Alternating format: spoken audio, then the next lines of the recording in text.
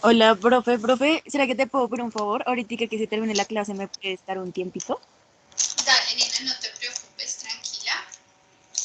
Vale, profe, muchísimas gracias. Ok, nena.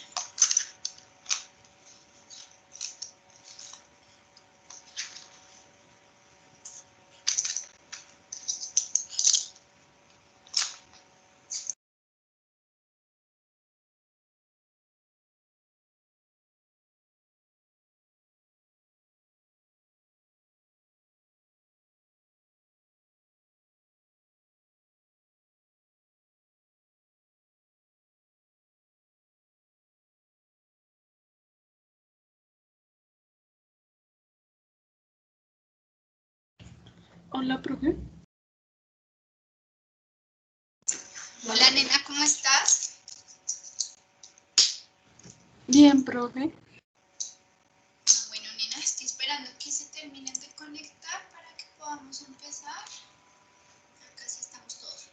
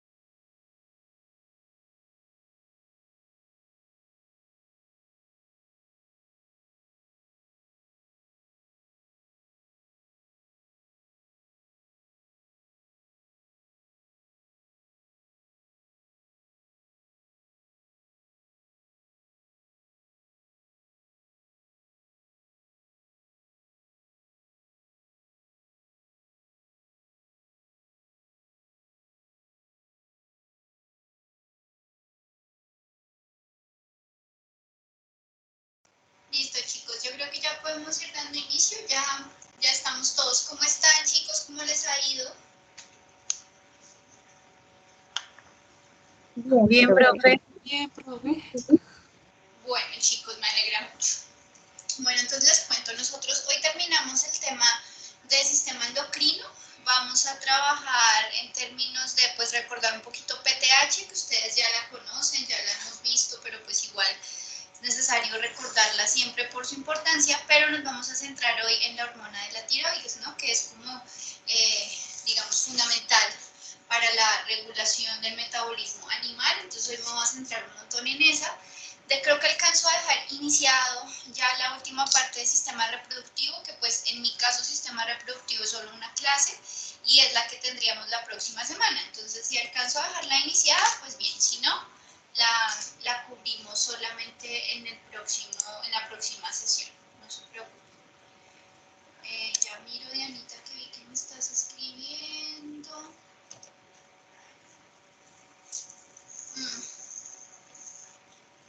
Te entiendo perfecto, Dianita, no te preocupes, yo lo tendré en cuenta, tranquila. Listo, Aura, y sí, claro que sí, nos vemos al final también. Listo, chicos, entonces ya les voy a compartir pantalla para que podamos dar inicio. Listo. Entonces, bueno, así como para retomar rápidamente, nosotros habíamos dicho que existían, digamos, como dos grandes tipos de hormonas, ¿verdad? De sustancias que funcionan como hormonas. Teníamos unas hormonas que eran péptidos, ¿verdad? Y otras hormonas que eran las hormonas esteroides, que no solamente se van a diferenciar, digamos, estructuralmente, por supuesto, pues las hormonas esteroides, ¿de dónde es que se producen, chicos? ¿Quién me puede recordar, por favor? ¿Quién es el precursor para la síntesis de las hormonas esteroides? ¿El colesterol? El colesterol. El colesterol, muy bien. Mientras que los péptidos, pues obviamente están compuestos de aminoácidos. Entonces, claro, ya por ahí sabemos que hay una diferencia fundamental. Habíamos dicho, ojo, también, las hormonas esteroides necesitan un estímulo para ser sintetizadas. mientras que los péptidos van a ser sintetizados por adelantado y el estímulo lo que va a generar es su liberación. Pero claro, como ellas se demoran más, pues entonces tienen que ser sintetizadas previamente. Esa es una diferencia fundamental. Entonces, bueno, llevamos dos. Estructuralmente son distintas y en la forma de síntesis también. Hay una tercera diferencia y es en dónde van a tener acción. Entonces, en dónde van a estar los receptores. Yo me lo aprendí así, chicos. Las proteínas son grandes, tienen problema para ingresar a la célula. Entonces, las proteínas o las hormonas de carácter peptídico van a interactuar con receptores en la membrana celular. Y entonces, toda su acción dentro de la célula se va a dar a través de mensajeros secundarios. Mientras que las hormonas esteroideas son pequeñas, van a poder ingresar a la célula y entonces van a encontrarse con receptores intracelulares o receptores citoplasmáticos. ¿Listo? Esto estaba claro, ¿verdad? Pero entonces nosotros dijimos, ok, hay otros tipos de hormonas que son derivados de aminoácidos. Y ellos, a pesar de que comparten ese origen, que son derivados de aminoácidos, van a ser muy distintos en el momento de su actuar. Entonces decíamos, las catecolaminas, que ustedes me habían recordado al final de la clase anterior, ¿cuáles eran las catecolaminas? ¿Quién me lo puede volver a recordar, chicos? ¿Qué sustancias de interés para nosotros están clasificadas como catecolaminas?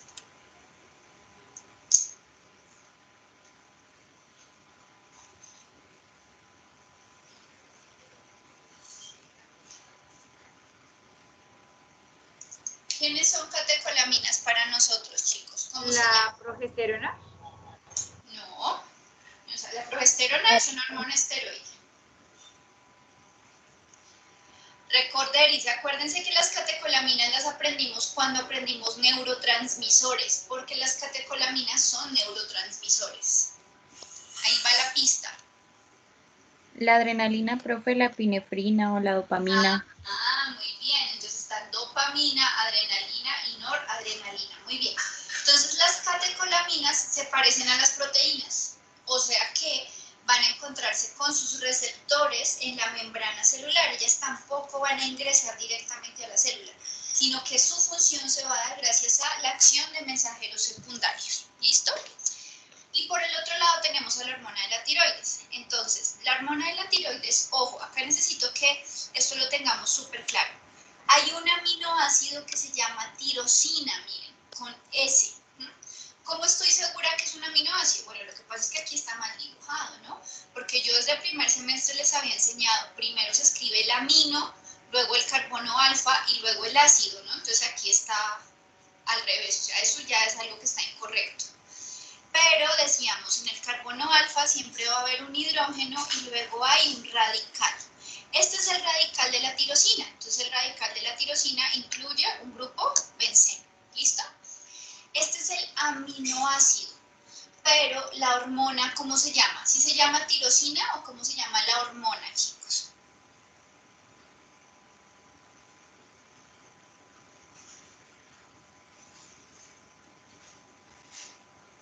La hormona se llama la tiroxina. Entonces, cuando nosotros vamos a ver ya, por ejemplo, formulación, cuando ustedes ya estén viendo formulación de medicamentos para sus animales, van a utilizar tiroxina. Entonces, ¿qué es? Miren, vamos a encontrarnos que es una unión de aminoácidos y que además están iodados, es decir, que incluyen al ion yodo. ¿Estamos de acuerdo? Entonces, nunca podemos confundir estos dos nombres. Una cosa es la tirosina, que es el aminoácido común y silvestre que vamos a encontrar en la dieta de los animales, y otra cosa es la tiroxina, que ya es la hormona. Ahorita vamos a hablar un poquito de estas otras opciones. ¿Listo? ¿Y cómo se diferencia la tiroides, la hormona de la tiroides o la tiroxina de las catecolaminas? Entonces, mientras las catecolaminas quieren ser proteínas, entonces las catecolaminas se unen a receptores en la membrana celular. La tiroxina sí es capaz de ingresar y se encuentra con receptores plasmáticos y es ahí donde va a tener su actuar. ¿Listo? Entonces, esta se parece a las hormonas esteroideas, mientras que las catecolaminas se parecen a las proteínas. ¿Listo? ¿Hasta aquí todo claro, chicos? Sí, profe. Perfecto. Entonces, bueno, yo les había mostrado esta lista la clase anterior y habíamos empezado a hablar de algunas funciones ya del sistema endocrino, ¿no? Entonces habíamos hablado primero de esa relación tan compleja para garantizar una homeostasis en términos de agua y de iones en nuestro organismo. Habíamos hablado, por ejemplo, otra vez de la acción de la hormona antidiurética, que ustedes ya la tenían clara por el tema renal que ya habíamos visto, ¿no? Entonces esto estaba clarísimo. Hablamos luego del balance de glucosa. Entonces aquí, digamos que recordamos algo que sabíamos desde el primer semestre, que era el tema de la insulina y el glucagón, ¿no? Entonces, ahí dijimos, lo que sucede es que debemos garantizar la homeostasis. La cantidad de glucosa, la concentración de glucosa que está presente en el plasma de cada uno de sus pacientes debe permanecer dentro de unos niveles sanos. Y ustedes quedaron con una tarea. ¿Alguien se acuerda cuál era esa tarea en términos de este tema? Para sus ABPs, ¿alguien se acuerda cuál era esa tarea?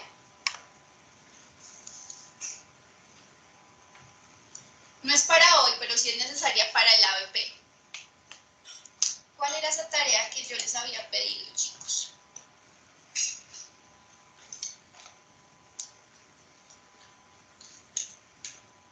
¿No se acuerdan? ¿De verdad no?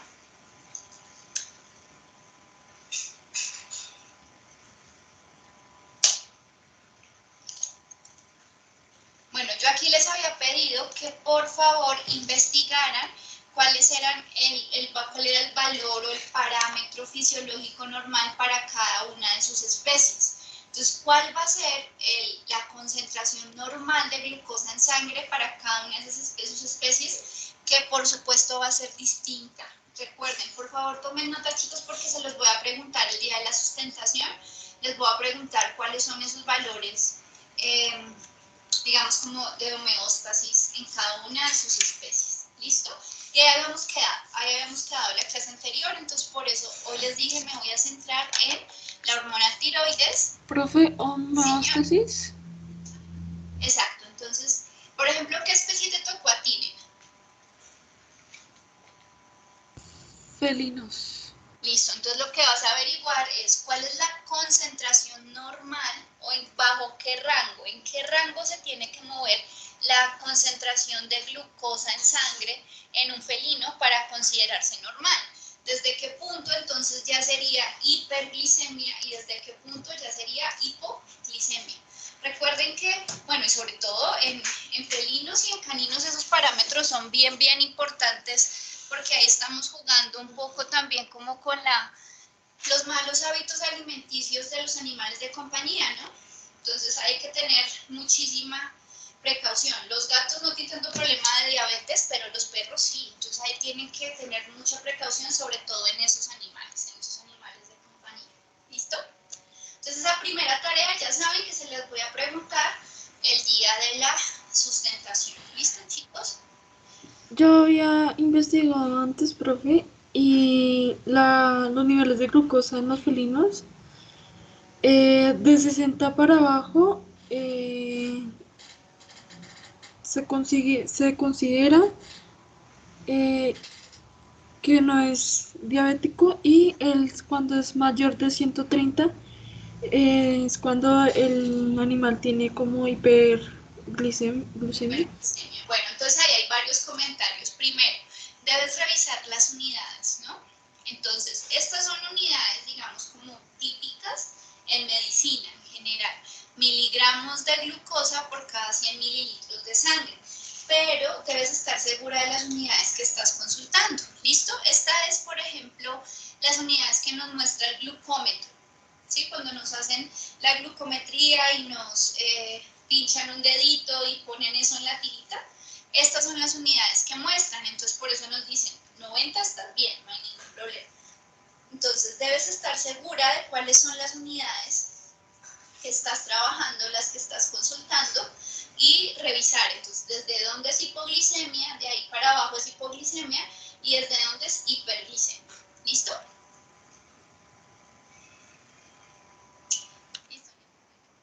Entonces, bueno, ahí habíamos quedado la clase anterior.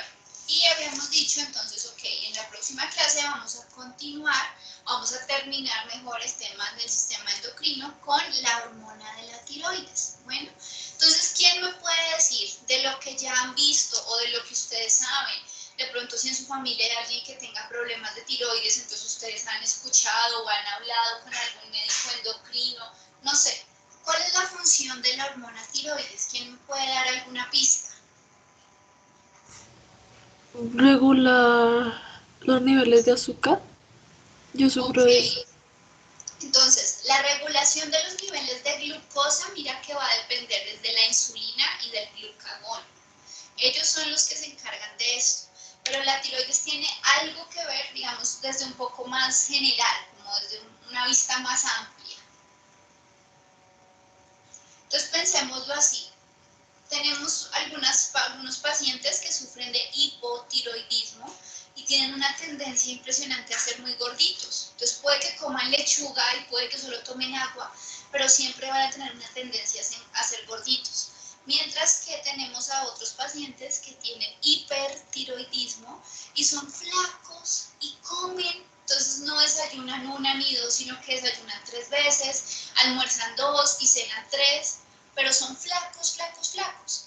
Entonces, si tengo problemas por encima o por abajo en la producción de la glándula tiroides, ¿qué es lo que cambia? ¿Qué es lo que regula la hormona tiroides con esa explicación que les acabo de dar, chicos? Profe, puede ser ¿El como la peso? velocidad que se toman las calorías o algo así. ¿Y eso cómo se explica? O sea, las calorías, el consumo de calorías, ¿eso cómo se llama? Para nosotros eso se llama ¿cómo? Por ahí va la cosa, es eso. Eso se llama para nosotros el metabolismo.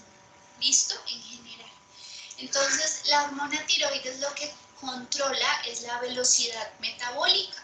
Cuando tenemos esos pacientes hipotiroides con hipotiroidismo, ellos están, digamos, como en un metabolismo lento. Entonces, así coman poquito, acumulan porque no lo pueden quemar, no pueden consumir esas calorías. Mientras que cuando tenemos hipertiroidismo, así coman desesperadamente, su cuerpo a una velocidad tan rápida, su metabolismo es tan acelerado que consumen todo lo que ingieren. Entonces no suben de peso, no engordan. ¿Estamos de acuerdo? Entonces la hormona de la tiroides controla o regula la velocidad metabólica. ¿Qué es eso? O en términos prácticos, ¿cómo así de la velocidad metabólica? Primero, el consumo de carbohidratos. Entonces, si yo tengo un metabolismo rápido, yo consumo carbohidratos súper rápido. Si no, los consumo muy lento y empiezo a acumularlos. Los animales acumulamos carbohidratos, ¿cierto? ¿Quién me dice cómo se llama la reserva de carbohidratos que tenemos en el hígado, chicos?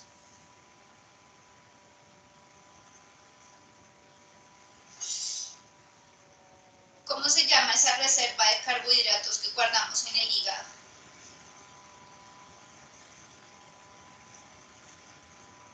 La que yo les explicaba que solo dura 24 horas. ¿Cómo se llama esa reserva?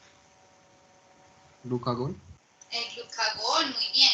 Pero entonces, cuando ya hay mucha reserva, no podemos seguir guardando carbohidratos. Entonces, nuestro cuerpo empieza a guardar en forma de lípidos. Por eso es que los pacientes con hipotiroidismo tienen tendencia a ser tan gorditos. Como no consumen los carbohidratos, los guardan. En glucagón no los pueden guardar todos, entonces el resto se almacena en forma de grasa. Adicionalmente, la hormona tiroidea también controla el tamaño y la densidad de las mitocondrias. Entonces, claro, tiene todo el sentido, porque recuerden que en las mitocondrias de las células es donde se lleva a cabo el proceso de respiración celular. Entonces, si yo voy a consumir más carbohidratos, si yo voy a necesitar producir más ATP en ese metabolismo acelerado que yo tengo, pues eso implica tener una mayor disponibilidad de mitocondrias. Entonces, esos pacientes con hipertiroidismo también van a tener mitocondrias más grandes y en mayor densidad.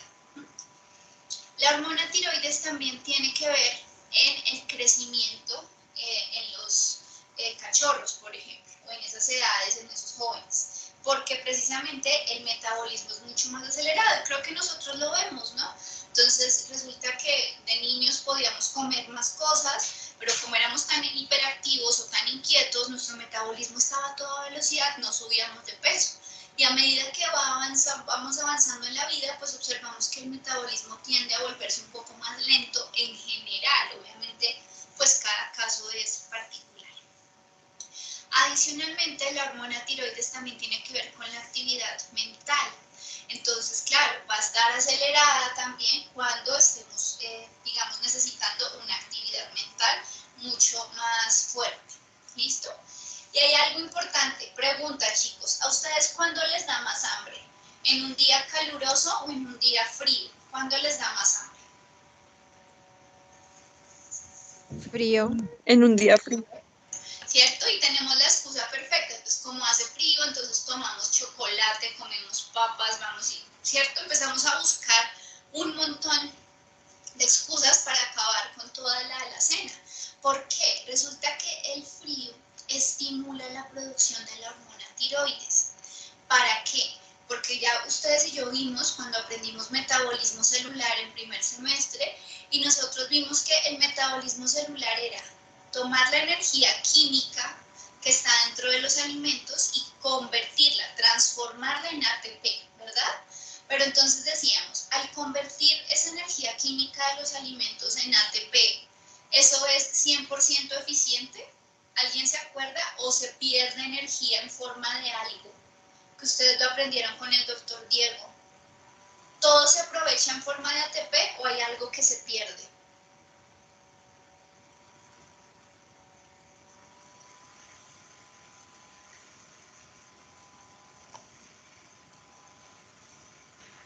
Profe, creo que hay algo que se pierde. ¿Y se pierde en forma de qué, nena? Se libera en una forma de energía bien específica. No es energía mecánica, ni nuclear, ni eólica, nada de eso. ¿Qué energía se produce cuando estoy haciendo el metabolismo celular? ¿Qué energía se va perdiendo?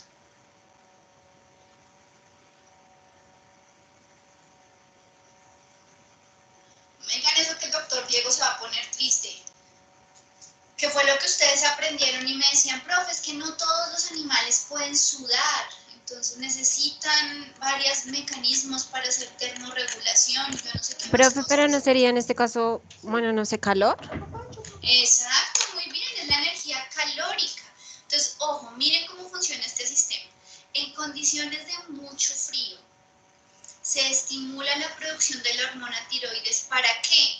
Para incentivar el metabolismo. Si se me activa el metabolismo, pues me va a dar más hambre. Entonces, cuando yo consumo más alimento, le doy más combustible al sistema, se acelera el metabolismo del cuerpo, generando una mayor pérdida de calor. Y el calor, pues digamos que va a contrarrestar este frío. ¿Sí me hago entender?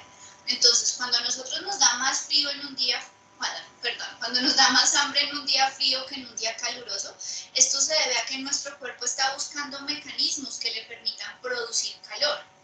Y esa producción de calor va a estar relacionada con un mayor metabolismo y esto va a necesitar entonces de una mayor producción de la hormona de la tiroides. ¿Listo? Entonces, nosotros aquí pues no lo notamos porque estamos en un país sin estaciones, por lo menos sin estaciones marcadas, ¿verdad?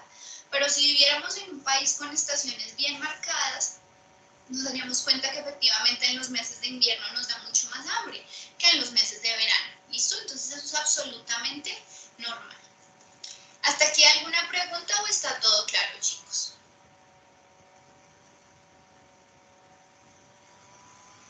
Todo claro, profe. Listo, perfecto. Entonces ahora vamos a hablar de varios tejidos o de varias estructuras que están involucrados en la producción de la hormona de la tiroides y de algunas sustancias que vienen antes de la hormona de la tiroides.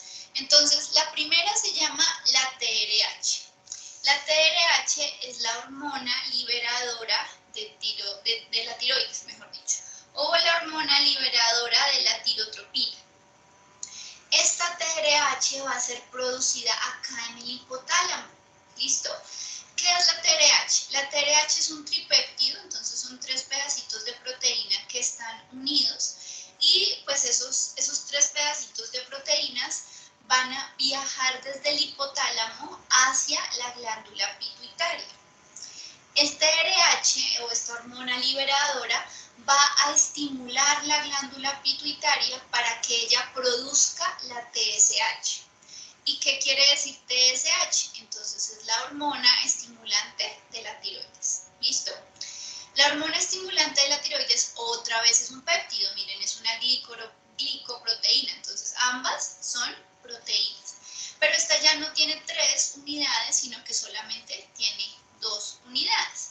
¿Y qué es lo que hace? Ella va a viajar desde la glándula pituitaria hasta la glándula de la tiroides para estimular la producción de estas hormonas. ¿Listo? Entonces vamos a repetir ese pedacito. Todo arranca desde el hipotálamo.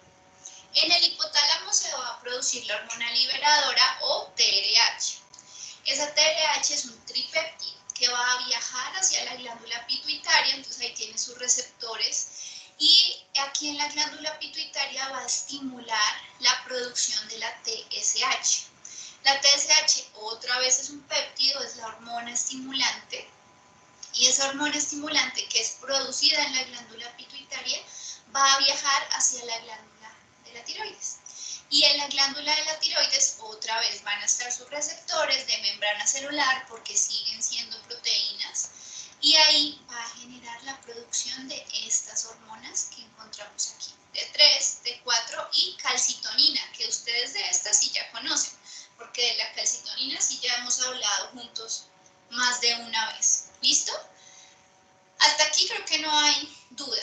Pero entonces quiero que me ayuden a entender, por favor, qué querrá decir esto. Entonces dice inhibición por feedback negativo o inhibición por retroalimentación negativa. ¿Qué querrá decir esto? ¿Alguien tiene alguna idea, chicos, de qué quiere decir eso?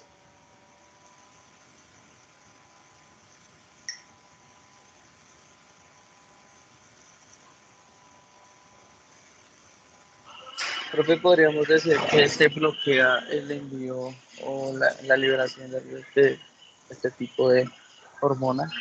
Ajá, muy bien. Entonces lo que quiere decir es que la producción o la actividad de la glándula tiroides va a tener una acción negativa o va a detener la acción de la glándula pituitaria y del hipotálamo.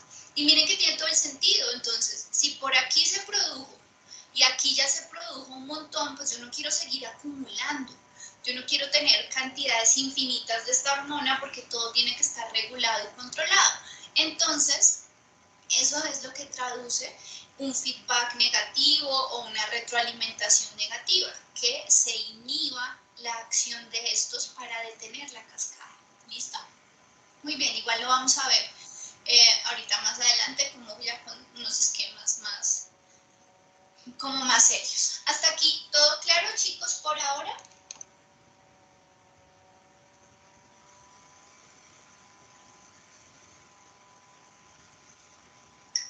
Bueno, creo que eso fue un sí. Entonces, bueno, ahora sí vamos a hablar de lo que se produce aquí. Entonces recuerden que estos son derivados de la tirosina, ¿no? Entonces se llaman tiroxina, pero son derivados del aminoácido tirosina. Tenemos un derivado que se conoce como T3 y otro derivado que se conoce como T4. El numerito hace referencia a la cantidad de átomos de yodo que están incluidos, entonces se dice que está yodado. Entonces este está 3 veces yodado y este está 4 veces yodado.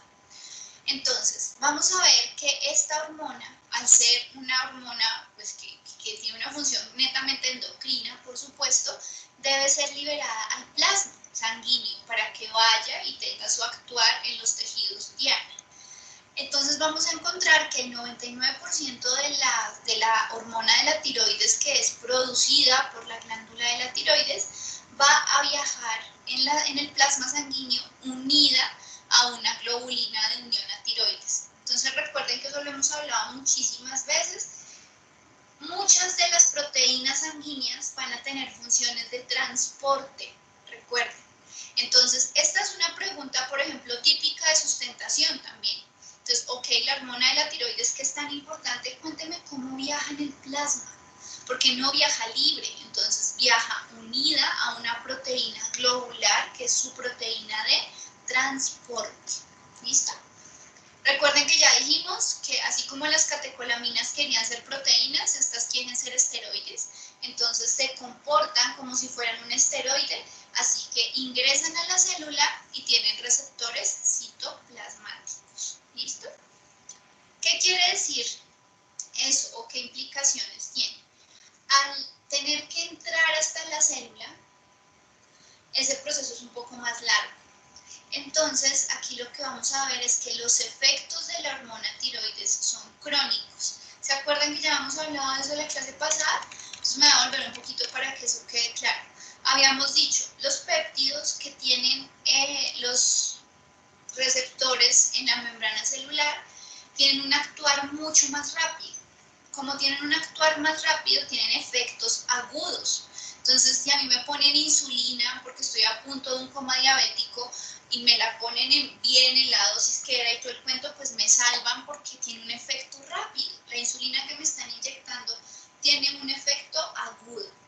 Mientras que las hormonas esteroides, como se demoran un poco más porque tienen que entrar, ir a buscar a su receptor y hacer toda la historia, las hormonas esteroides no tienen efectos agudos, sino que son efectos crónicos. ¿Qué quiere decir efectos crónicos?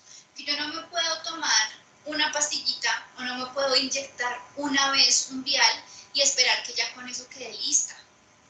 Yo necesito seguir un esquema de tratamiento y con el tiempo voy a ver que efectivamente ya empiezo a sentirme mejor. ¿Estamos de acuerdo? Algo súper importante para la hormona de la tiroides, que todos sus efectos son crónicos. Entonces, cuando ustedes estén haciendo un tratamiento a un paciente que tenga temas con la tiroides, no se va a dar una mejoría el siguiente día, sino que hay que esperar hasta que se regularicen los niveles, porque son de efectos crónicos. ¿Listo? Eso es importante que lo tengamos presente. Entonces, bueno, sigamos hablando de cuáles son las diferencias entre T3 y T4. Entonces ya habíamos dicho una, ¿no? La cantidad de átomos de yodo que están presentes. Entonces, mientras en T3 tenemos solamente 3 átomos de yodo, en T4 tenemos pues 4. La mayor cantidad, es decir, si yo estoy observando la producción como tal de la glándula tiroides, pues me voy a dar cuenta que se produce más T4 que T3. Entonces, el 90% de la producción es T4. ¿Listo? Entonces, voy a producir mucho más de esa hormona que tiene 4 átomos de yodo en comparación con la que tiene 3 solamente. Pero T3 es muchísimo más estable. Entonces, miren que son cosas diferentes. Una cosa es producir mucho, pero así como se produce, se degrada rápidamente. T3, al ser más estable, es considerada, digamos, como la forma más activa, porque además de ser estable, tiene un potencial mucho más grande. ¿Listo? Entonces eso es súper importante. Si bien ambas tienen acción, la T3 es considerada como la forma más activa. Entonces, los efectos biológicos de T3 son mucho más rápidos. Requieren 3 días para observar el efecto pico. ¿Cómo así el efecto pico? O sea, como el mayor efecto. 3 días de un tratamiento para lograr el efecto que se necesita. Mientras que T4 es mucho más lenta, es menos activa. Entonces ya no va a necesitar solo 3 días, sino que vamos a necesitar esperar 11 días para poder observar realmente cómo va a estar ocurriendo esto o cuál es el efecto que va a tener eso. ¿Listo? Entonces, bueno, ¿hasta acá alguna pregunta, chicos, o está todo bien?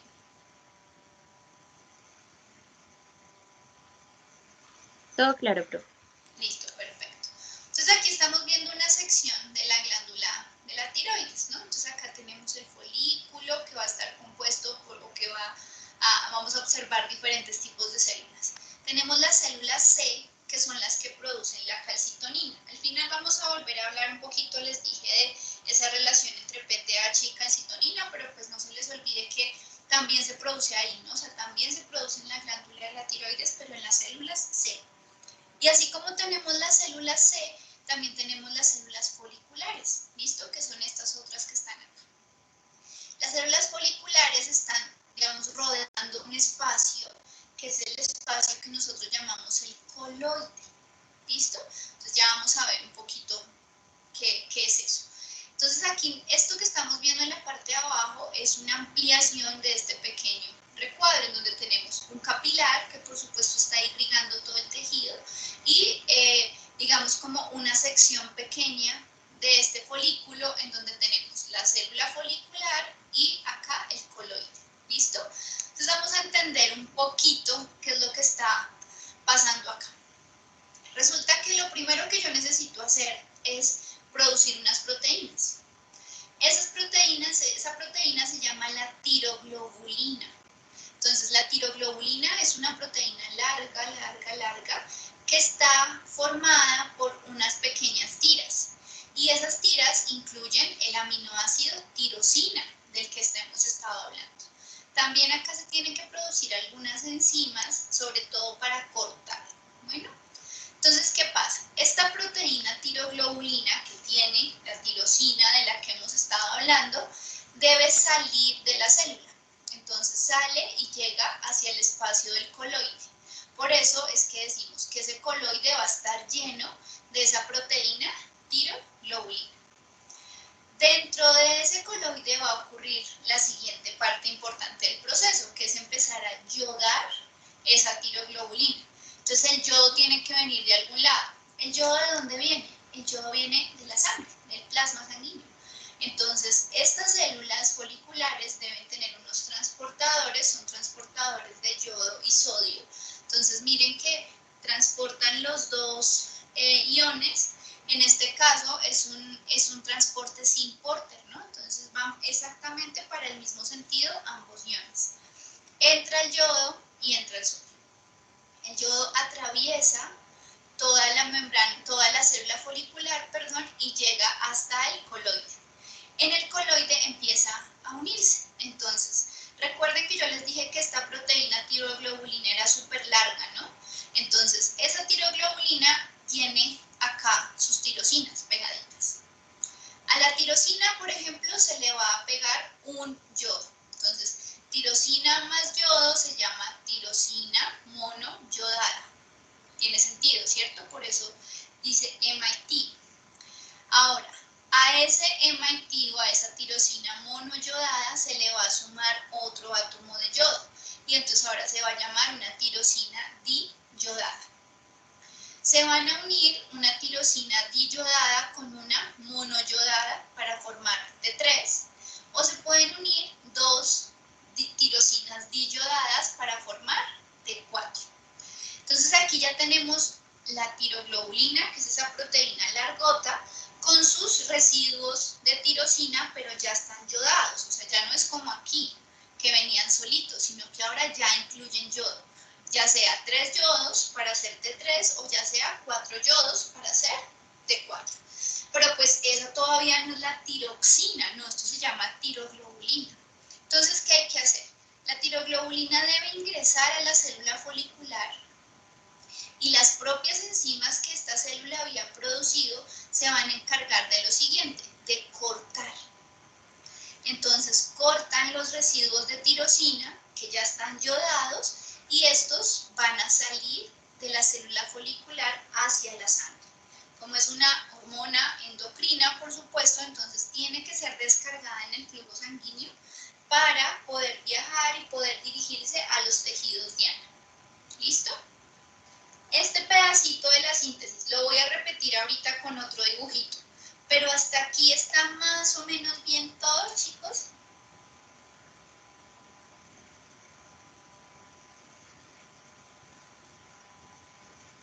Sí, profe.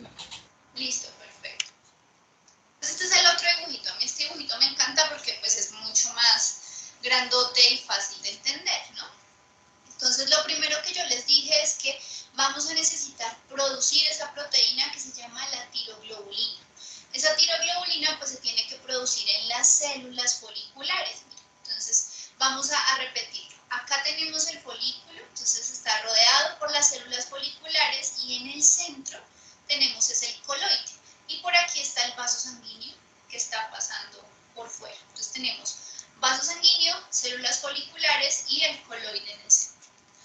En las células foliculares, por supuesto, pues son células que tienen toda su maquinaria celular normalita, Entonces ellos van a poder producir en su retículo endoplasmático rugoso y con su aparato de Golgi, van a producir esa proteína que se llama la tiroglobulina, ¿no? Y van a descargarla, van a secretarla en el coloide. Entonces por aquí ya tenemos la tiroglobulina. Bueno, esto está clarísimo. Ahora, necesitamos que el yodo entre para poder hacer el proceso de yodado que se da acá en el coloide. Entonces, ¿qué hacemos? Primero, tiene que entrar en su forma inactiva, que se llama el yoduro. Entonces, el yoduro, que es cuando está en forma de iones, entra, acuérdense que decíamos que era un transporte con sodio, sino pues que en este dibujito ya no les cabía seguramente hacer el esquema del transporte. Entonces, entra el yoduro y una vez entra se oxida para pasar a su forma activa, que es la del yodo. ¿Listo? Miren que entra como un ion, pero aquí ya es el yodo solito.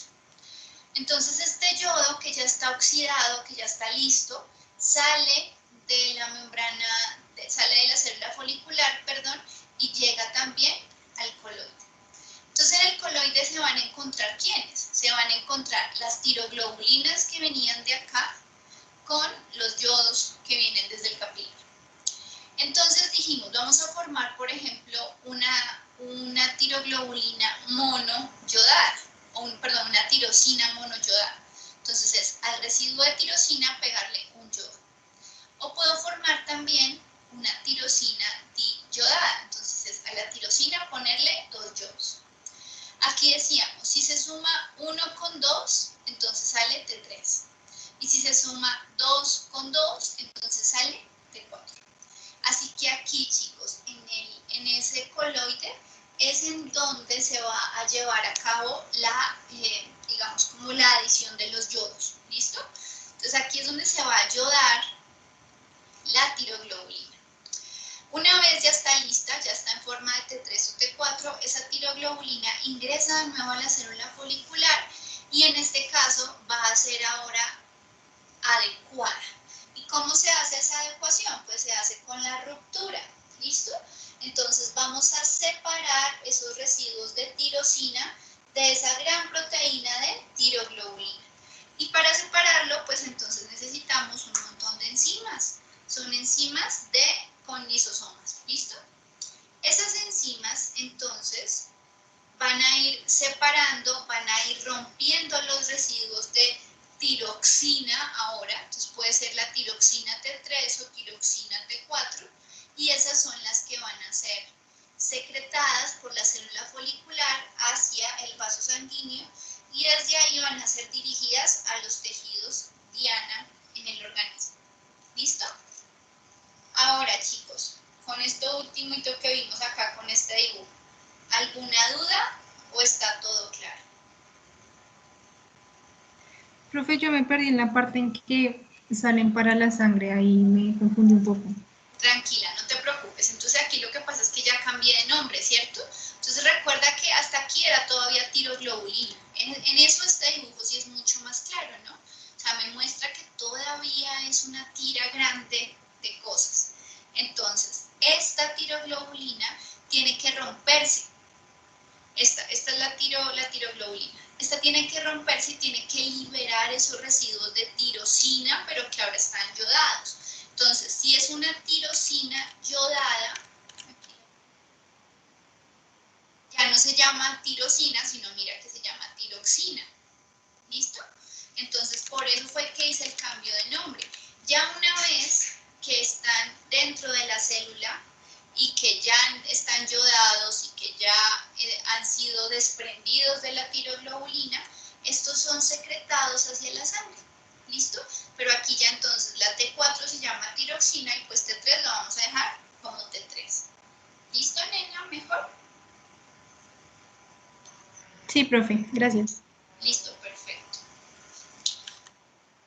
Entonces acá, bueno, vamos a hablar de estas cositas que teníamos acá. Esto ya lo dije.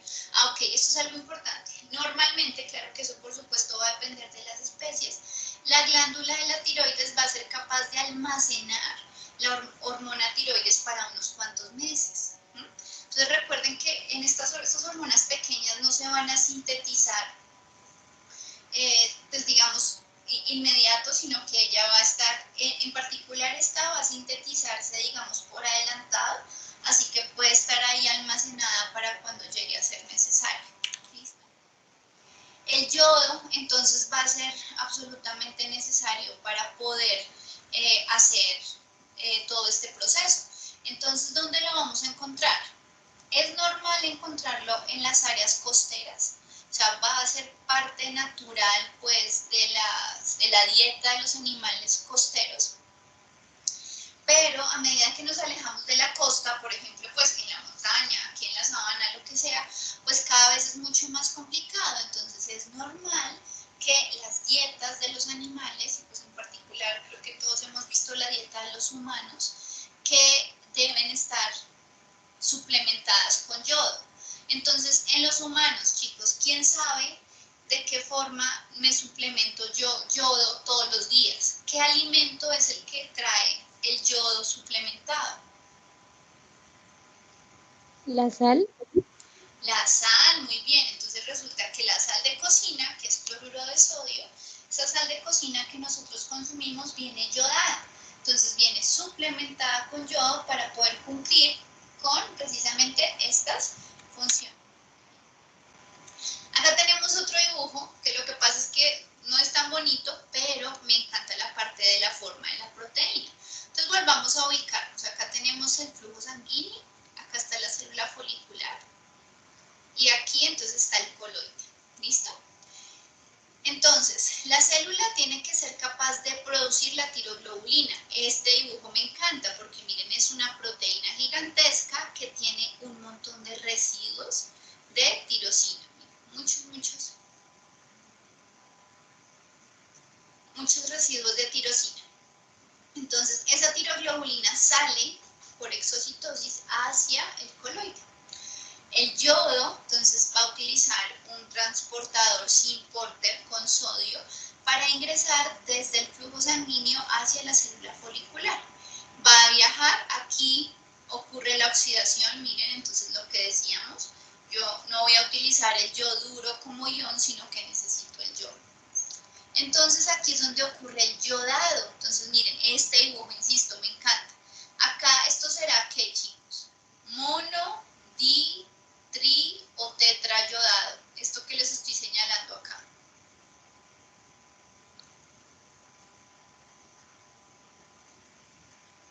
¿Qué será esto? ¿Cuántos yodos ven ahí en ese residuo de tirosina?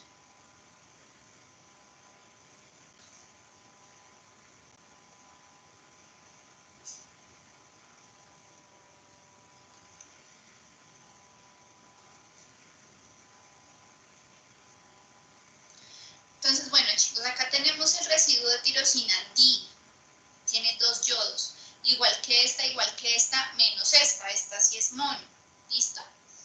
Después de que ya se ha dado el yodado pues, de estos residuos de tirosina, vamos a hacer la conjugación. Entonces, ¿qué es la conjugación?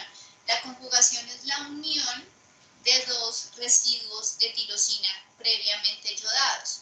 Entonces, les dije, si se une una de 2 con una de 1, pues entonces va a formar un T3.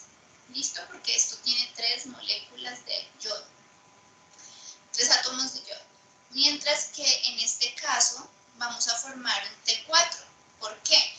Porque lo que estoy haciendo es conjugar 2 que son diyodadas. ¿Listo? Entonces, esa proteína sigue siendo una tiroglobulina, o sea, sigue siendo una proteína larga con muchos residuos de tirosina, pero ahora están yodados. Esa proteína larga, esa tiroglobulina, debe entrar otra vez a la célula folicular. Entonces, obviamente ya no es exocitosis, sino que es endocitosis. Una vez ya está dentro de la célula, recuerden que la célula también produce enzimas, entonces produjo proteasas. Esas proteasas van a hacer su función, que es la proteólisis. Entonces en la proteólisis destruyen la proteína y dejan libres solamente los residuos de tirosina que ya están yodados y que además ya están conjugados. Por eso es que acá les llamamos la tiroxina. Entonces, recuerden, T4 sería la tiroxina, mientras que T3, perdón, sería la triiodo de tironina. ¿Listo? Entonces, los vamos a llamar T4 y T3, que van a salir por unos transportadores hacia el flujo sanguíneo a cumplir su función como hormona de la tiroides en diferentes tejidos en el organismo animal. ¿Listo? Clarísimo esto. Ven que este dibujo es mucho más fácil de entender en temas de la tiroglobulina. ¿Sí quedó claro todo eso con esa proteína, chicos? Sí, profe. Listo, perfecto. Entonces vamos a volver a repetir el dibujito que nos va a permitir entender un poco más eso de la retroalimentación negativa o del feedback negativo. Entonces, ¿qué es lo que pasa? Tenemos otra vez esos tejidos, esos órganos importantes. Entonces está el hipotálamo, la glándula pituitaria y la glándula de la tiroides. Finalmente, pues llegan esos tejidos diana, en donde la hormona de la tiroides va a tener función. Entonces, ¿qué va a pasar acá? El hipotálamo decíamos que producía la TRH. ¿Alguien recuerda qué es lo que quiere decir esto de TRH? ¿Hormona qué? La R, ¿qué es lo que quiere decir? ¿Sí tomaron nota?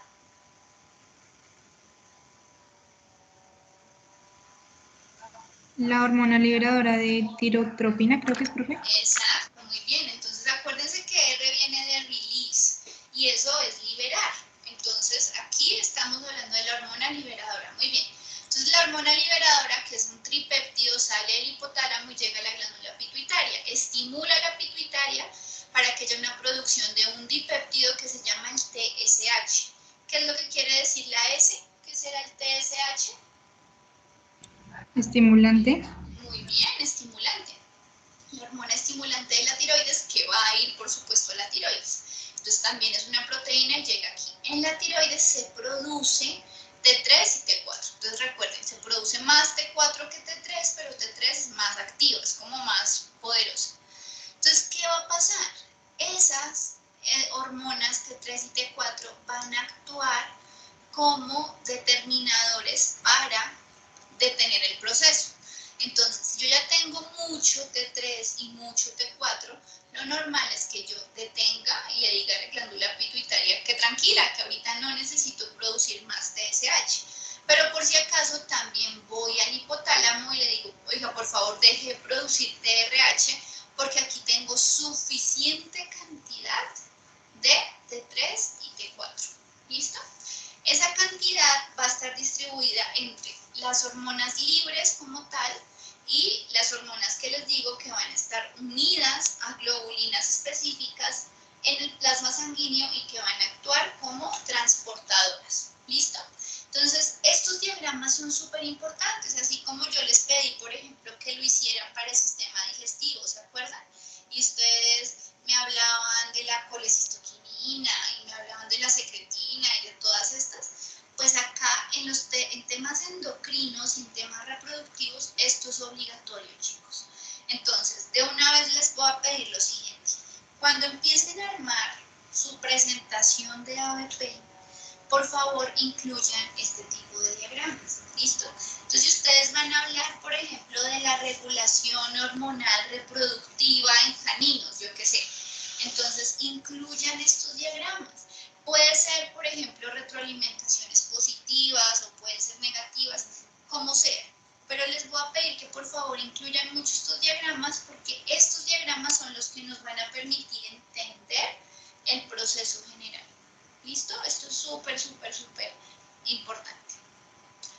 ¿Hasta aquí hay alguna pregunta o está claro este tipo de diagramas, chicos?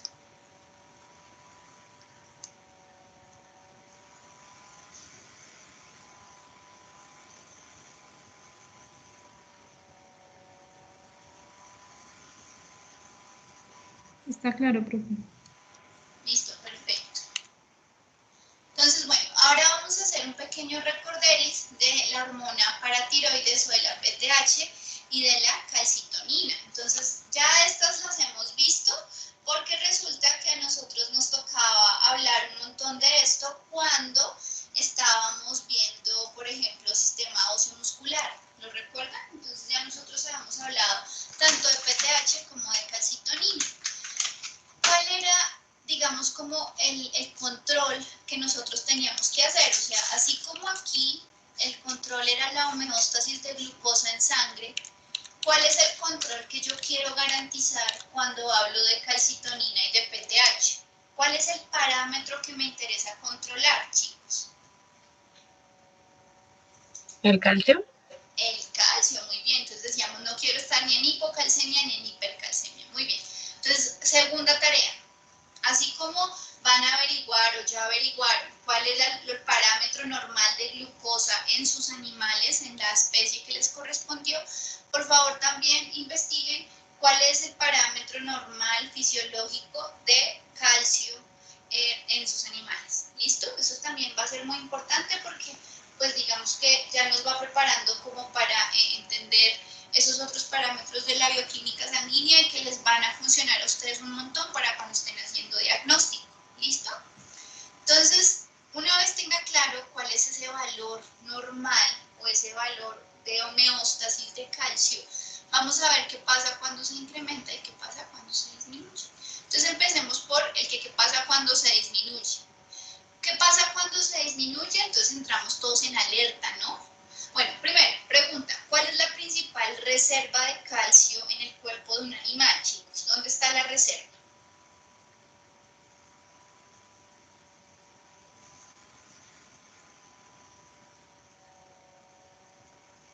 ¿En los huesos, profe? En los huesos, muy bien. En los huesos de carne. Exacto, muy bien. Entonces el sistema óseo es la principal reserva, listo. Pero entonces la función del calcio pues no está solamente en formar el hueso, ¿no? Nosotros ya hemos visto que el calcio tiene funciones en diferentes sistemas. Entonces yo les voy a ir diciendo el sistema y ustedes me van diciendo cuál es la función. ¿Cuál es la función del calcio en el sistema muscular? ¿Qué hace el calcio ahí?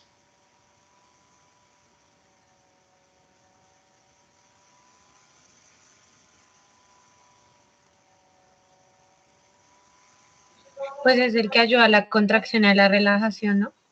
Es el que genera la contracción, es el activador de la contracción. Entonces acuérdense que nosotros aprendimos que hay 4 proteínas, ¿verdad? Y que para que se desplacen las fibras de proteínas y se dé la contracción, lo primero que tiene que pasar es que haya unión de calcio. Entonces sin calcio, adiós contracción, o sea, es súper importante, es el activador, ¿listo? ¿Qué tiene que ver el calcio, por ejemplo, con la coagulación? ¿Tiene algo que ver o no tiene nada que ver? Profe, es mantener la homeostasis. Entonces resulta que si yo no tengo calcio, la cascada de coagulación no va a funcionar de forma correcta. Entonces, ojo, me puedo morir, listo, perfecto, también suena importante. Y ahora, ¿qué tiene que ver el calcio en el sistema nervioso? ¿Tiene alguna función o no?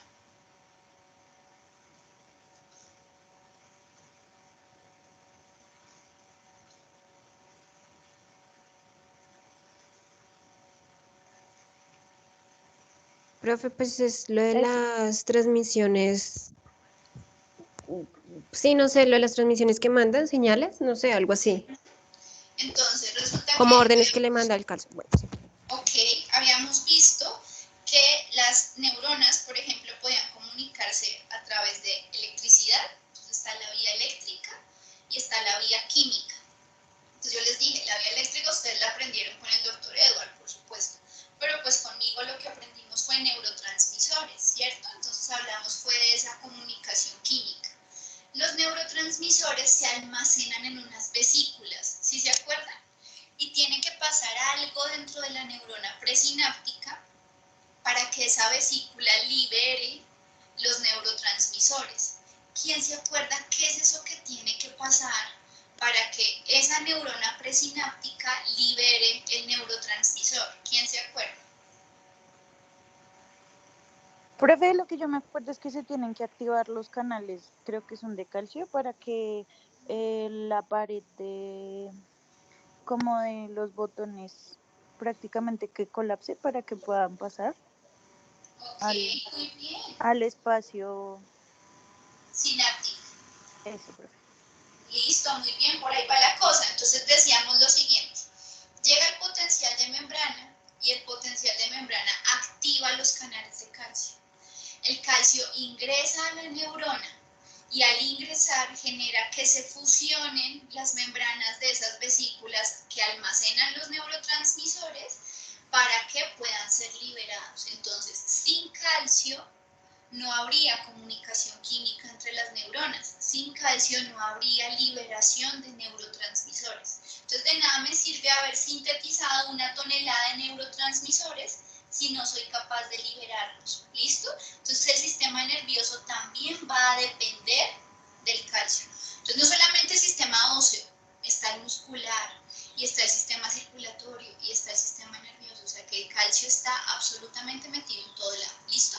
Entonces, por esa, entre otras muchas razones, necesitamos saber cuáles son los valores típicos, normales, de calcio en cada una de las especies. Bueno, entonces listo, se me bajó el calcio. Ya es gravísimo, o sea, no voy a poder hacer nada de lo que acabamos de hablar, no lo voy a poder hacer de forma correcta. Entonces, cuando se nos baja el calcio, se va a estimular la glándula de la paratiroides. Entonces, esa está detrás, obviamente ustedes tienen que ver en sus términos anatómicos y en cada una de las especies. Ustedes saben que con el doctor Sánchez pues no pueden simplemente decir que está arriba o abajo o al ladito, sino que tienen que explicar muy bien cómo voy a decir el lugar topográfico donde va a estar ubicada la glándula paratiroides en mi especie. Entonces esa glándula paratiroides es productora de PTH. La PTH va a actuar en diferentes lugares para intentar incrementar la concentración sanguínea de calcio. Entonces, lo primero y lo que suena lógico es ir al hueso. Entonces, pues si en el hueso tengo los ahorros, pues entonces la PTH va a incrementar la descalcificación del hueso. Entonces, le voy a quitar calcio al hueso. ¿Alguien se acuerda de pronto cómo se llama la estructura cristalina que está en el hueso? O sea, ¿cómo se llama la estructura química que está llena de calcio en el hueso? ¿Alguien se acuerda? Hidroxiapatita, algo así que tiene Muy fósforo bien, la también. hidroxiapatita. Entonces, lo que vamos a hacer es, con una célula que se llama ¿cómo? ¿Quién es la que se encarga de resorber el hueso? ¿Quién es la que se encarga de destruir el hueso? Yo les voy a dar los nombres y ustedes me dicen cuál es. Ahí tenemos osteoblastos, osteocitos y osteoclastos. ¿Quiénes son los que se encargan de disolver el hueso? Los Osteoclastos. osteoclastos. Osteoclastos, bien, que son los, acuérdense, son los gordos, multinucleados, con bigotes. Esos se identifican fácilmente, excelente. Entonces la PTH incrementa la velocidad a la cual los osteoclastos van a cumplir su función de resolver el hueso. Entonces vamos a sacar la hidroxiapatita del hueso. Listo, eso funciona. ¿Esto puede ser sostenible en el tiempo? No, pues porque si yo me la paso gastando de mis ahorros, pues llega un punto donde me quedo sin plata. Entonces, esto descalcifica el hueso hasta que pues, empiezan a haber fracturas. Entonces, esto no puede ser sostenible en el tiempo. La PTH entonces también va al riñón. ¿Qué es lo que hace en el riñón? Si yo estoy bajita de calcio, pues lo primero que tengo que hacer es evitar orinar calcio. Tiene sentido, ¿cierto? No lo voy a estar despilfarrando. Entonces se incrementa la reabsorción de calcio. Pero resulta, aquí es algo que no se les puede olvidar nunca, chicos. En la hidroxiapatita el calcio se combina con el fósforo. Entonces el calcio y el fósforo son amigos inseparables. Si yo los dejo juntos, ellos vuelven y se convierten en hidroxiapatita. Entonces el riñón acá tiene una función súper importante y es que absorbe el calcio, pero tiene que excretar el fósforo. ¿Estamos de acuerdo? O sea, eso nunca se les puede olvidar. No basta con evitar que se orine el calcio. Si yo dejo que el calcio se una con el fósforo, estos se van a volver a convertir en hidroxiapatita. Entonces me toca orinar el fósforo y retener el calcio. Y resulta que acá en el riñón se hace la última etapa de la activación de la vitamina D. ¿Sí se acuerdan de eso? Y la vitamina D es importante en un animal. ¿Para qué? ¿Quién se acuerda cuál es esa función principal de la vitamina D? Que tiene que ver con el calcio, por supuesto. La absorción del calcio, profe. Ah, muy bien. Entonces resulta que la aumenta de una forma monumental la absorción de calcio. Entonces por eso decíamos, ok, cuando yo tengo un animal, un paciente con bajo calcio, entonces muchas veces el problema no va a estar en la dieta, muchas veces el problema no va a ser que no se le esté dando calcio, el problema puede ser en que tiene poca vitamina D, entonces el calcio que está entrando en la dieta no lo alcanza a absorber, ¿listo? Entonces la PTH actúa directamente en hueso y en riñón y de forma indirecta en el intestino. Y lo que va a generar es un mayor nivel de calcio que va a intentar regresar el animal a su homeostasis normal. ¿Listo? Para cumplir ese montón de funciones que ya dijimos. Ahora, cuando yo estoy por encima, cuando la homeostasis no se está cumpliendo, pero porque tengo exagerados niveles de calcio en sangre, ¿eso cómo se llama, chicos? ¿Cómo se llama cuando yo tengo demasiado calcio en sangre? ¿Cómo se llama esa condición fisiológica? ¿Hipercalcemia? Hipercalcemia, muy bien. Cuando estoy en hipercalcemia ya no se va a estimular la glándula paratiroides, no. Se va a estimular es la glándula de la tiroides. Aquí habíamos visto que había unas células que se llamaban las células C. Y esas células C se van a ver entonces activadas cuando estemos en hipercalcemia. Y ellas van a producir calcitonina. Entonces ella va a hacer todo lo contrario a lo que hacía la PTH. Va a estimular la deposición de calcio en los huesos, es decir, va a estimular la formación de nueva matriz que, a ver si se acuerdan, yo les había dicho que en el hueso teníamos una matriz orgánica y una matriz inorgánica. Si estamos hablando de mineralizar el hueso, ¿eso es qué? ¿Formar matriz orgánica o formar matriz inorgánica?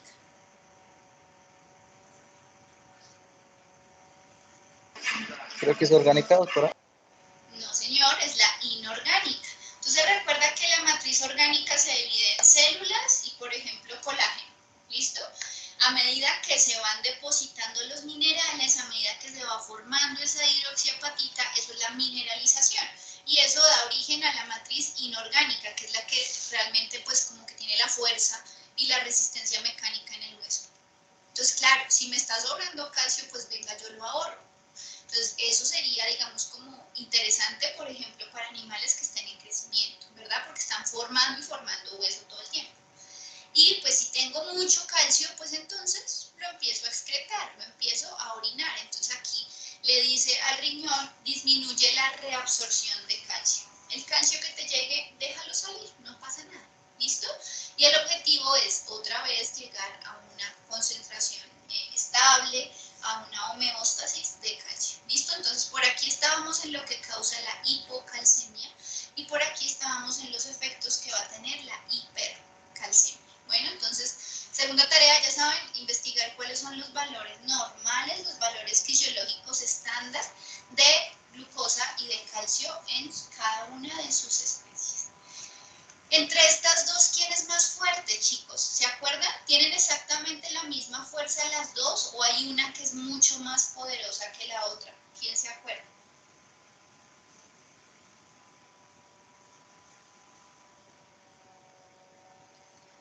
Entonces, aquí entre nos, a pesar de que de que hagan cosas contrarias, no tienen equivalencia. La PTH es un Goliat versus una hormiga. Entonces, mientras la PTH tiene una acción muchísimo más rápida, muchísimo más fuerte, la calcitonina tiene una acción supremamente débil. ¿Listo? Entonces, si bien obviamente va a controlar y va a eliminar pues esa hipercalcemia, es muchísimo más débil en comparación con los efectos que va a tener la PTH. Por eso, tener problemas en la glándula de la paratiroides es gravísimo. O sea, por ejemplo, un animal que tenga tumores en la paratiroides es terrible, chicos. Toca extraer inmediatamente porque si hay una producción descontrolada de PTH, pues miren todo lo que se descontrola. O sea, esto es una cosa impresionante. ¿Listo? Entonces aquí volvemos a los diagramitas. ¿Qué tenemos acá? Entonces tenemos el ingreso de calcio en la dieta, ¿no? Entonces viene por el intestino, supongamos que tenemos vitamina D, entonces se absorbe y llega al plasma sanguíneo. Puede ser que yo no tenga suficiente vitamina D, o puede ser simplemente que yo esté comiendo mucho calcio, entonces voy a empezar a excretar calcio por las heces fecales, ¿cierto? Entonces, de todo el calcio que me comí, no alcancé a absorber todo, sino que un pedazo se me fue en las heces fecales. Ahora, ese calcio libre que está en el plasma sanguíneo, acuérdense que el calcio libre, el que está en forma de iones, es el que se puede utilizar, ¿no? Entonces, lo vamos a depositar en hueso cuando estemos bien de ahorros, ¿cierto? No hay ningún problema. Lo vamos a excretar por el riñón cuando, perdón, lo excretamos acá por el riñón de ser necesario.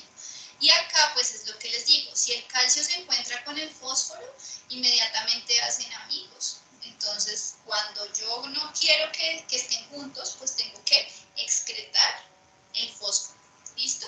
Entonces, estos esquemas nos van a permitir, digamos, como entender las relaciones que pueda haber entre ellos. ¿Listo? De estos lugares. Bueno, esto ya fue todo lo que explicamos en el otro diario. Entonces, para... Profe, Señora. una pregunta. Es que una vez pues, nos dijeron que en los conejos ellos pues excretan gran cantidad de calcio, por eso es que la orina es como tan fuerte. Entonces quiero saber por qué, o sea, en ellos es como, sí, mayor la excreción de calcio. Ok, entonces, en los conejos en particular. Sí, por eso dicen que también que cuando, por ejemplo, uno tiene un conejo y si lo llega a dejar caer, eso pues es delicado porque se le parten los huesitos muy fácilmente. Ok, sí, pues realmente no sé algo específico de los conejos. Yo solo sé que ellos tienen como exceso, o sea, facilidades para tener exceso de calcio y que por eso pueden empezar a tener problemas renales desde muy pequeñitos. Lo que puedo hacer es averiguarte, pues en mi familia tienen de hecho criadero de conejos, entonces si quieres yo les pregunto y te cuento en la próxima clase, ¿te parece? Vale, profe, gracias. Listo, muy bien. Problemas de calcio en conejos, listo, ya aquí lo dejo anotado. Entonces, ¿cómo lo ven ustedes? ¿Es un animal muy maduro o es un animal como muy joven?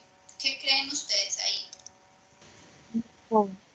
Pues es un Joven. cachorro, ¿cierto? Joven. Está chiquito, pero tiene pinta como que iba a ser de raza grande, ¿sí o no? Tiene pinta. Vean esas patas, va a ser grandecito.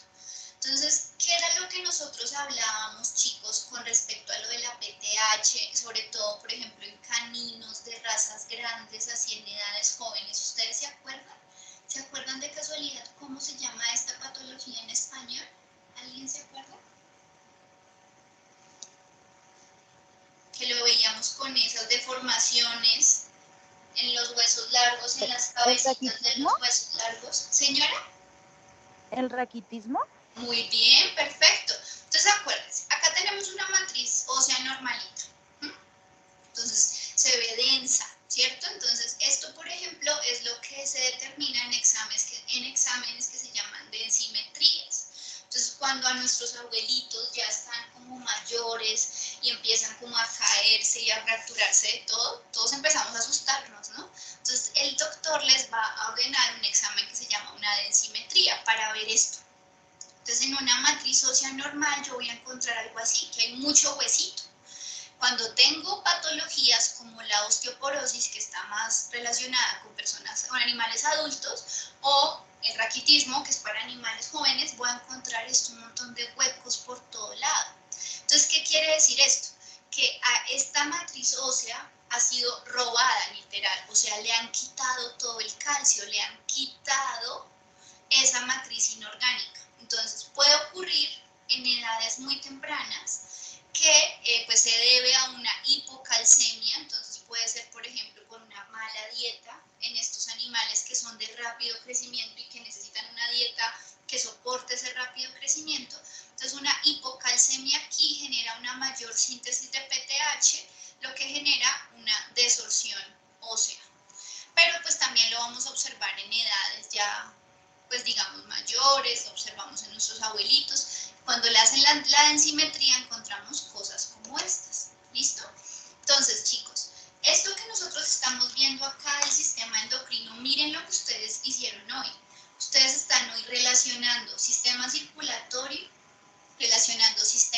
óseo, relacionando sistema muscular, sistema nervioso, todo gracias a la acción de las hormonas. Entonces, hoy vimos solamente la hormona de la tiroides y la PTH y la calcitonina, pero con esas tres hormonas nos dio la clase para relacionar todos los sistemas, prácticamente todos los sistemas que ustedes han visto hasta el día de hoy. Queda súper claro, chicos, por qué el sistema endocrino tiene que ser el último que uno ve, porque es que solo se puede ver cuando yo ya conozco el resto y puedo empezar a relacionar los conceptos. Entonces, recuerdo para la vida y sugerencia. En esta sustentación de ABP, por supuesto, les van a preguntar un montón por el tema reproductivo, por supuesto, porque pues es el objetivo final. Pero también cualquier profesor les va a empezar a preguntar cosas de otros sistemas que se vean afectados por la acción de estas hormonas. ¿Listo? Entonces no es por asustarlos, pero para esta sustentación tienen que haber estudiado un montón. Además, ustedes ya están casi preparándose para su examen final del núcleo científico básico, ¿no? Que es donde les preguntamos cosas de los 3 semestres. Entonces, que sea de una vez el momento para empezar a estudiar un poquito como de todo y pues llegar listos tanto para el examen de núcleo como para la sustentación del ABP. ¿Listo? Bueno, chicos, ¿hasta aquí tienen alguna pregunta o está todo claro?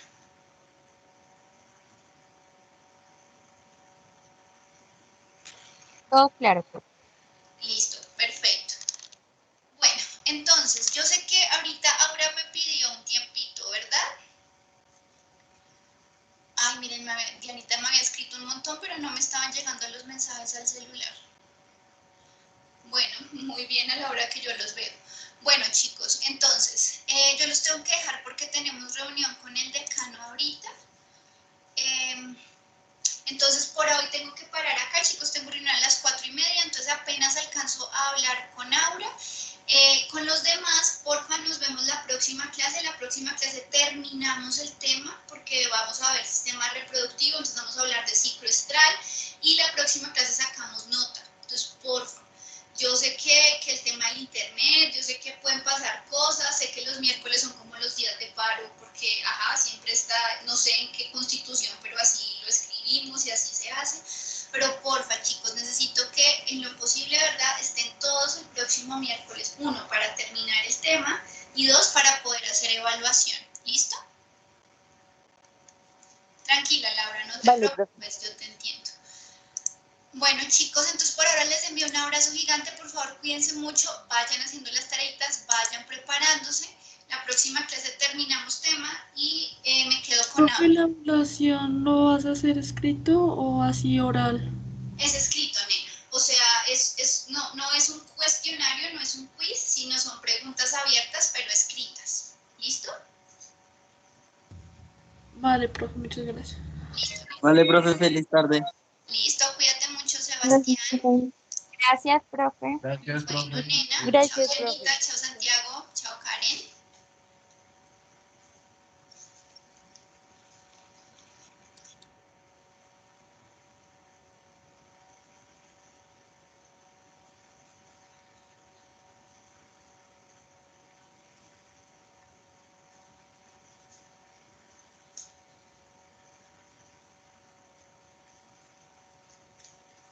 Listo, nena. Ahora, cuéntame, nena, porfi, tenemos 4 minutos antes de que tengan que entrar a reunión.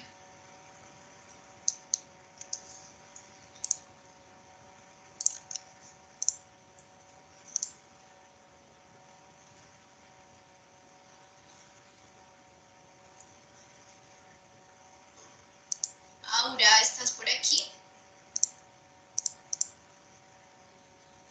Sí, profe, casi no me abre el micrófono. Dale, nena, cuéntame porque tenemos poco tiempo. ¿En qué puedo ayudarte? Profe, es que mira que tenemos un punto acá en el ABP en donde dice que tenemos que tener un cuadro comparativo con todas las causas antes de la gestación de, bueno, fisiológicas, histológicas, bioquímicas, anatómicas, embriológicas. Entonces, pues no encontramos mucha información sobre la parte bioquímica de las cosas que pasan antes, o sea, en la pregestación y en la gestación. O sea, desde la pregestación.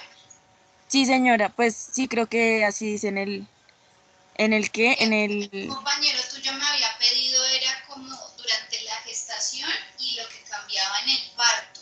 O sea, ¿a ti te tocó desde antes, desde la pregestación? Sí, profe, decía previos a la a la gestación. gestación. Es que Ok. aquí estoy con Gabriela a la mesa también. Ah, bueno, listo. Entonces, chicas, por como me demoro obviamente buscándoles la información, ¿qué especies les toca o hay que comparar varias especies? Porcino, Doc, tenemos porcino. Listo, entonces hagamos una cosa, nena. Escríbame eso, exactamente eso, en el chat, porfa. Y yo por la noche, apenas termine, a las 8 yo quedo libre, ahí les paso info. ¿Listo? Listo, profe, muchísimas gracias. Profe, otra pregunta. ¿Tú Dime. qué quieres que nosotras tengamos en la presentación o en la línea del tiempo? Diagramas. Diagramas y diagramas. Entonces, así tal cual, ¿te acuerdas como lo que hicieron para el sistema digestivo? Sí, profe. Eso, igualito.